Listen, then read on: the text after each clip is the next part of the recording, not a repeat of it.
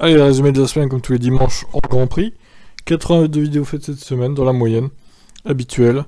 Gasly révèle qu'il agonisait à cause de son ventre en fin de course à Jeddah. Et oui, Gasly a bien failli ne pas finir la course.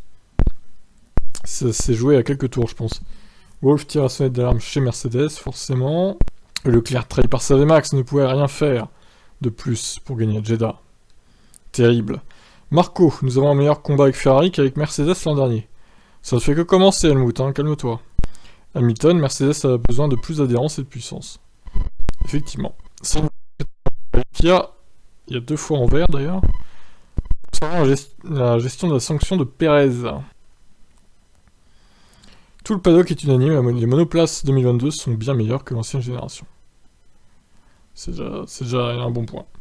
Binotto ne comprend pas pourquoi Verstappen n'a pas été pénalisé suite à son unsafe release sur Sainz. Les vendus de la FIA. Steiner. J'aurais été prêt à bip tout le paddock pour marquer 2 points en 2021. D'accord, Gunther est prêt à tout quoi. Hein. Dominicali répond aux critiques concernant les questions morales sur les Grands Prix de F1, dont le fait qu'ils aillent en Arabie Saoudite notamment.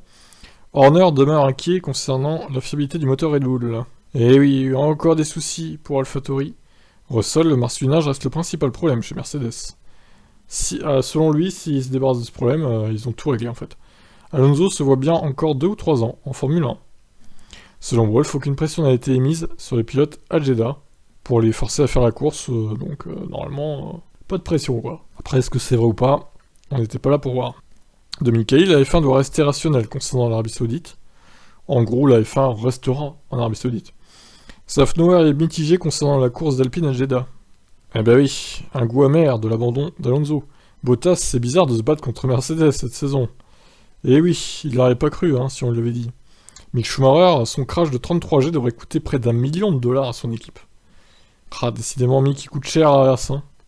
On rappelle que c'était le champion financier des crashs la saison dernière, donc pas de quoi pavoiser. Les RB18 devraient faire un régime pour Imola, donc quelques kilos en moins pour la Red Bull, qui devrait être donc plus rapide qu'elle ne l'est actuellement, avec son surpoids. Pour Andreas Seidel, la F1 ne s'est pas contredite à Jeddah concernant le no-war qu'elle avait arboré à Bahreïn. Alpine pourrait à l'avenir multiplier les consignes de course, si le duel s'intensifie entre les 2 pilotes. Colin Coles déclare que Lawrence Stroll est très mauvais pour Aston Martin. Il veut s'impliquer dans tout en fait, il veut tout contrôler, un peu trop d'ailleurs, et il laisse aucune liberté aux hommes d'Aston Martin. Un comportement toxique. Ferrari va gérer différemment de Red Bull les évolutions de sa F1 75 cette saison. Wolff, Mercedes doit faire preuve d'humilité cette saison. Effectivement. Horner, la F1 doit repenser le DRS pour éviter les freinages inopinés en ligne droite. Alors, ouais, le DRS et les zones de détection surtout, parce que là, franchement, c'était n'importe quoi ce qu'on a vu à Jeddah. Heureusement que c'est pas comme ça sur tous les circuits. Dominicali pense qu'il va falloir revoir le budget plafonné à la hausse de cette année. Inflation, guerre en Ukraine, etc., etc. Horner, il y a moins de tension entre Red Bull et Ferrari qu'avec Mercedes l'an dernier. Donc pour faire suite à ce qu'a dit Marco, du coup, hein, même genre de déclat. Ma hiérarchie après 2 Grands Prix, on fera une vidéo de ce genre, je pense, en mi-saison, voir si ça a changé. Newey voit une guerre de développement intense entre Red Bull et Ferrari. Norris se sentait nerveux à cause de la situation politique à Jeddah. Il avait peur de se prendre un missile sur la tronche, Lando. Marco complimente beaucoup Ferrari et évoque encore Mercedes. Il ne peut pas s'en empêcher, Helmut, il est obsédé par cette marque. Gasly est toujours convaincu de pouvoir rejoindre un top team bientôt. Bah, à part un échange Perez-Gasly, je vois pas trop ce qu'il pourrait faire. Hein. Où est-ce qu'il pourrait aller hein. Hülkenberg est fier d'avoir fait un sans faute sur ses 2 Grands Prix de remplacement. Malheureusement pour lui, il n'a pas marqué de points. Le Grand Prix d'Abu Dhabi 2021 était nominé au BAFTA 2022. Eh bien, j'espère qu'il ne le gagnera pas. D'ailleurs, je sais pas s'il y a eu le résultat ou pas. Là. Alors, je viens de vérifier, ça sera le 8 mai les résultats, donc dans un mois. Alonso est frustré de n'avoir que 2 points après avoir réalisé des courses solides. Normal. Villeneuve et Ralf Schumacher enterrent déjà Mercedes pour le titre 2022. Et oui, Jacques Villeneuve, c'est anti-Mercedes primaire. Officiel, la Formule 1 confirme un Grand Prix à Las Vegas en 2023. La course aura lieu le samedi soir apparemment. Et le dimanche à 6h chez nous. 7h, pas 6h. Marco ne veut pas perdre Gasly, une promotion chez Red Bull est envisageable. Bon, c'est pas encore fait, mais c'est dans les cartons. Mercedes va continuer ses expérimentations sur la W13. De toute façon, ils n'ont pas grand chose d'autre à faire. Hein. Donc le départ sera à 22h heure locale de Las Vegas. Donc 7h chez nous. Vettel sera bien de retour en piste pour le Grand Prix d'Australie 2022, ça a été confirmé. Les pilotes réagissent à l'annonce du nouveau Grand Prix de Las Vegas, ils sont très excités la plupart. Un Grand Prix de F1 qui n'aura pas lieu le dimanche, ce n'est pas une nouveauté, au contraire. Villeneuve dézingue Ocon, sa défense sur Alonso et Jeddah n'avait aucun sens. Du Villeneuve, très cash. Bellator, Max Verstappen est un meilleur pilote que Charles Leclerc. Très bien, ça c'est fait. Les directeurs d'équipe auront eux aussi leur propre parade au Grand Prix de Miami. Alors ça, honnêtement, ça sert à rien. Vraiment, c'est inutile. Hein. Russell, le moteur Mercedes, est presque au niveau de celui de Ferrari. Je suis pas sûr de ça. Ça m'étonnerait. Hamilton révèle qu'il a lutté contre des soucis psychologiques pendant longtemps dans sa carrière.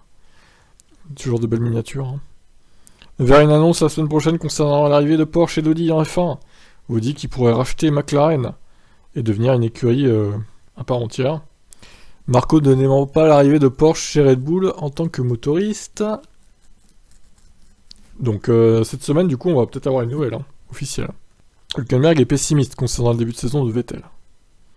Il pense qu'il va galérer. Je pense aussi d'ailleurs. Hamilton et Russell n'ont pas la voiture qu'ils méritent en ce moment, selon Wolff.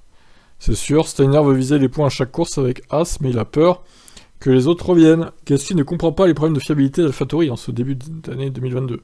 Tu m'étonnes. Hein. Marco, Leclerc est numéro 1 chez Ferrari, malgré ce que prétend l'écurie.